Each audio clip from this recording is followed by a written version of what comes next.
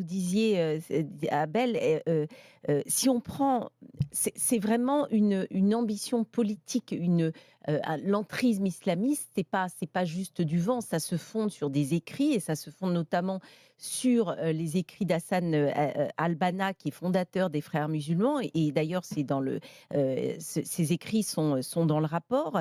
Qu'est-ce qu'il dit Hassan al-Banna?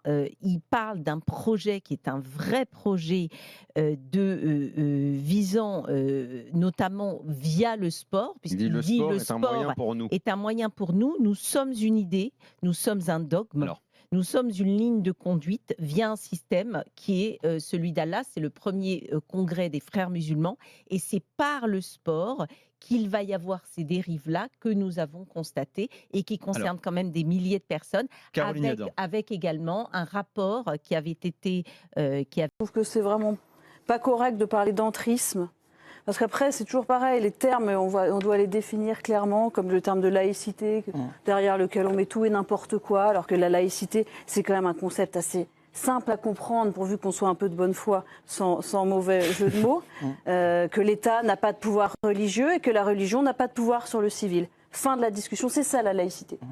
Mais que tout le monde, de n'importe quelle confession, et y compris ceux qui n'en ont pas, peuvent exprimer, peuvent vivre de la manière qu'ils l'entendent dans la sphère publique, pourvu que ça ne remette pas en question l'ordre public et les lois républicaines. Je ne vois pas en quoi une jeune fille qui portera un voile en jouant au foot ou à autre chose remet en question les lois de la République si on voit son visage, puisque là il y avait eu ce débat à l'époque où là c'est une autre question. Mais donc on est effectivement, c'est-à-dire que c'est toujours la même religion qui pose problème et on met ça sous couvert de laïcité et je trouve ça malhonnête. Et donc je suis tout à fait d'accord avec Hugo. Je pense qu'on fait un problème là où il n'y en a pas, si on réfléchit 2 secondes avec objectivité et avec justement des vrais principes républicains de neutralité religieuse qu'impose normalement la laïcité.